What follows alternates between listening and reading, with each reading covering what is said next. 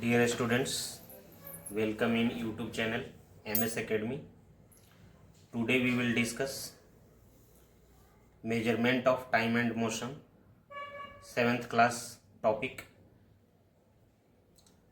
In this topic we will discuss about simple pendulum. What is simple pendulum and how to measure time period of simple pendulum. Okay. So beta, this is the simple pendulum and this is the rigid support.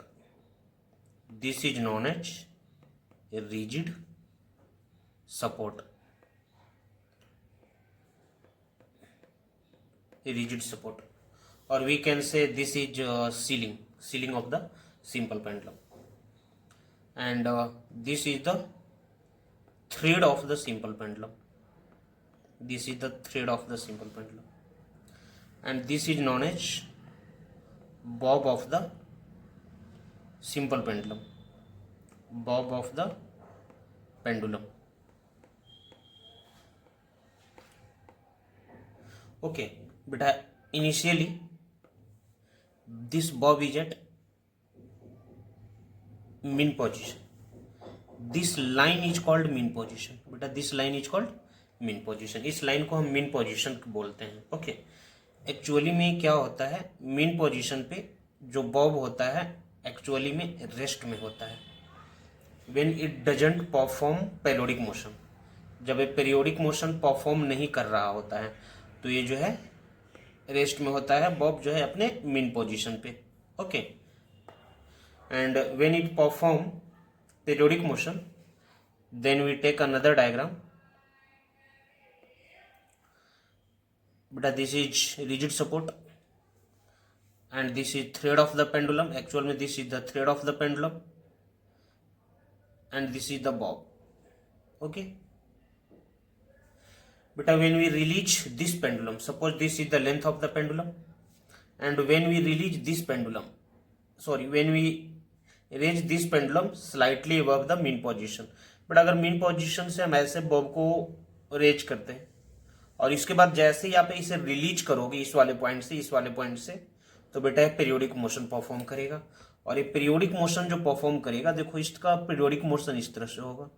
मान लो बेटा pendulum यहाँ था, pendulum initially यहाँ था, pendulum को हमने यहाँ पे रेज किया और यहाँ से रिलीज कर दिया, तो बेटा पेंडुलम क्या होगा, पीरियोडिक मोशन करेगा. और वो कैसे पीरियोडिक मोशन करेगा, तो पेंडुलम जैसे बेटा इसको यहां से रिलीज करोगे तो पेंडुलम पहले यहां पे आएगा. ओके, और जैसे ही पेंडुलम यहां पे आएगा तो यहां से जाने के बाद फिर ये इस तरफ जाएगा और वी कैन से पेंडुलम जो होगा फिर यहां से इस तरह से आ जाएगा ऐसे. This is the extreme position. This is the extreme position. This is the extreme position and this is also the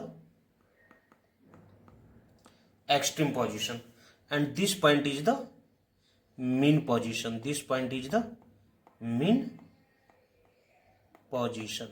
But this point is the mean position. Okay, at extreme position पे बेटा आपने just देखा कि extreme position पे जो object था वो initially ऐसे रेस्ट में था. एक्सट्रीम पोजीशन था पेंडुलम का. यहाँ पे हमने क्या किया था, बॉब को होल्ड किया था. इसका मतलब बॉब किस में था, रेस्ट में था. और जैसे ही हम बॉब को रिलीज करेंगे तो बॉब यहां से ऐसे आएगा, ऐसे जाएगा, ऐसे आएगा, ऐसे जाएगा. तो बेटा इसे हम नेमिंग से जूम करते हैं. This is the point O. This is the point O of the periodic motion. This is the point O of the periodic motion and this extreme position is A and this extreme position is B. बेटा आपने just analyse किया होगा, आपने analyse किया होगा, observe किया होगा. बेटा पेंडुलम को हमने पॉइंट ए से छोड़ा तो इसका जो पीरियोडिक मोशन है पॉइंट ए से स्टार्ट हो रहा है. इट मीन्स हम ऐसे बोल सकते हैं कि बेटा बॉब जो है ए से ओ तक जाएगा एंड देन ओ से बी तक जाएगा एंड देन ए से ओ से बी, एंड बेटा अब रिटर्न होकर आएगा. जो बॉब होगा ऐसे रिटर्न होकर आएगा. तो जैसे ही बॉब रिटर्न होकर आएगा B to O and O2 A। तो बेटा इस पूरी प्रोसेस को हम बोलेंगे one oscillation. This is one oscillation, this is one oscillation. और बेटे इस वन ऑसिलेशन को कंप्लीट करने में जो टाइम लेगा, this is known as time period. जैसे सपोज कर लो बेटा हमने पॉइंट ए से इसे रिलीज किया, ए से ओ तक जाएगा, ओ से बी जाएगा, अगेन बी से ओ आएगा एंड ओ से ए जाएगा। Okay, A to O to B to O and O to A जाएगा।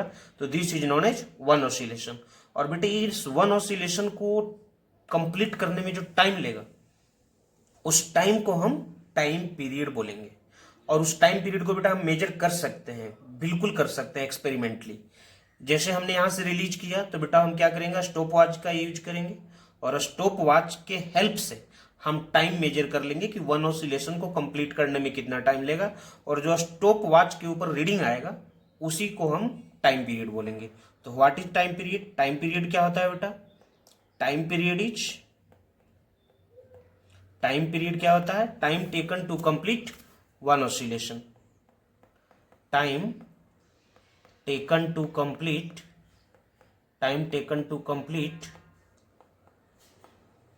वन ऑसिलेशन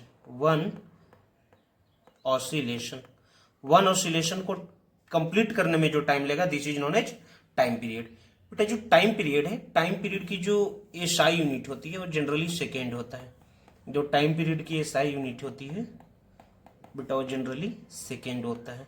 इसके अनदर यूनिट भी होते हैं, मिनट हो गया, आवर हो गया। जैसे अगर मैं बोल दूं 1 मिनट में कितने सेकेंड, तो बेटे 1 मिनट में जो टाइम होती है वो 1 मिनट में होता है 60 सेकेंड। 1 मिनट में 60 सेकेंड।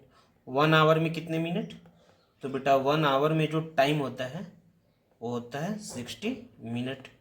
अगर मैं बोलूं कि इसको सेकेंड में कन्वर्ट कर लो तो 1 आवर इक्वल कितने हो जाएंगे, 1 आवर में 60 मिनट है।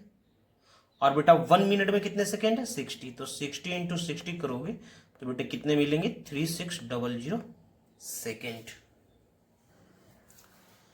बेटे नेक्स्ट लेक्चर में जब भी हम मिलेंगे तो इसको एक्सपेरिमेंटली हम लोग सीखेंगे कैसे टाइम पीरियड फाइंड किया जाता है, और पेंडुलम से रिलेटेड और कुछ न्यूमेरिकल क्वेश्चन करेंगे। ओके, नेक्स्ट मैं आपको बताने वाला हूं स्पीड। What is speed? बेटा हम स्पीड का जैसे हमने अभी जस्ट जो सीखा, सिंपल पेंडुलम के हेल्प से हम टाइम पीरियड उसका वगैरह फाइंड कर सकते हैं। तो our next topic is speed. What is speed? Speed क्या होता है? स्पीड बेटा इट इज डिफाइंड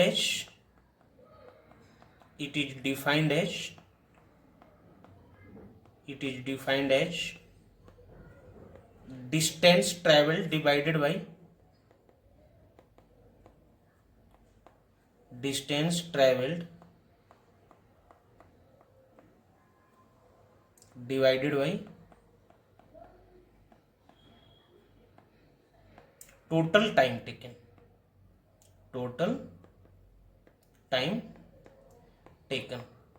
बेटा इसको अनदर वे में आप ऐसे भी डिफाइन कर सकते हो, it is defined as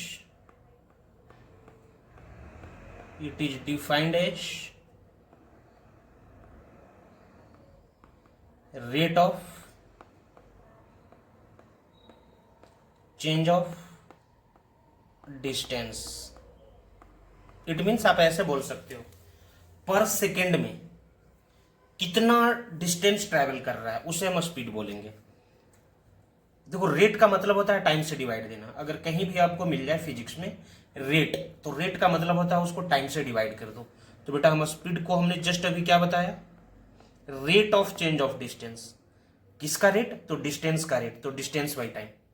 otherwise देखो ऊपर में हमने सिंपल में एक्सप्लेन कर रखा है total distance travel by time taken. तो this is known as total distance divided by total time taken. हमने टोटल टाइम कितना लिया उसका टाइम टेकन। ओके, तो दिस इज द स्पीड। बेटा अगर मैं बात करूं इसकी एसआई यूनिट की, स्पीड की एसआई यूनिट क्या होगा, तो बेटा स्पीड की जो एसआई यूनिट होता है वो होता है मीटर। डिस्टेंस का बेटा एसआई यूनिट क्या हो जाएगा, मीटर।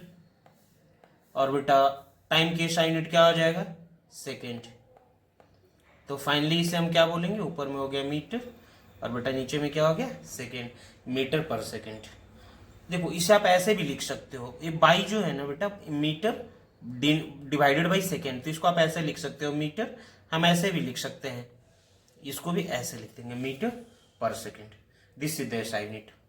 बेटे इसके अनदर यूनिट भी होते हैं। अनदर यूनिट में बेसिकली देखो क्या होगा बेटा, जनरली जो स्मॉल डिस्टेंस होता है, जैसे जो हम मीटर, जो स्मॉल डिस्टेंस होता है उसको हम मीटर पर सेकेंड में मेजर करते हैं। लेकिन बेटा जो जनरली लार्ज डिस्टेंस होता है, जैसे distance travelled by train, train क्या होती है, एक सिटी से दूसरे सिटी जाती है तो लार्ज डिस्टेंस ट्रेवल करती है, तो उस सिचुएशन में हम अनदर यूनिट का यूज करते हैं। और बेटा इसका अनदर यूनिट क्या होता है, जो डिस्टेंस होती है, लार्ज डिस्टेंस जो हम मेजर करते हैं बेटा वो किलोमीटर में होता है। और बेटा जो टाइम होता है वो किस में होता है, जनरली टाइम को हम किस में मेजर करते हैं, आवर में मेजर करते हैं। तो this is the kilometre per our, या इसी को आप ऐसे भी लिख सकते हो, किलोमीटर पर आवर। बेटा एक चीज हो, जनरली क्या होता है कि जो आपको न्यूमेरिकल मिलेंगे, क्वेश्चंस मिलेंगे, क्वेश्चंस में क्या होता है कि डिस्टेंस जो होता है किलोमीटर में गिवन होता है, टाइम जो होता है मिनट में गिवन होता है। तो उन सभी सिचुएशन में हम कैसे सॉल्व करेंगे, तो मैं आपको दोनों के लिए बताऊंगा। इससे हम रिलेटेड न्यूमेरिकल भी सॉल्व करेंगे, क्वेश्चंस भी सॉल्व करेंगे। बट आज का टॉपिक है हमारा पहले कन्वर्जन। हम मीटर पर सेकेंड को किलोमीटर पर आवर में या किलोमीटर पर आवर को मीटर पर सेकेंड में कैसे कन्वर्ट करेंगे, उससे रिलेटेड आज हम कुछ पॉइंट सीखने वाले हैं। तो बेटा जो हमारा नेक्स्ट पॉइंट है, conversion of kilometre to metre per second. Conversion of kilometre per hour to metre per second. तो बेटा देखो इसको मैं आपको पहले समझाता हूं और डायरेक्ट लास्ट में एक शॉर्टकट फॉर्मूला आपको मैं बता दूंगा।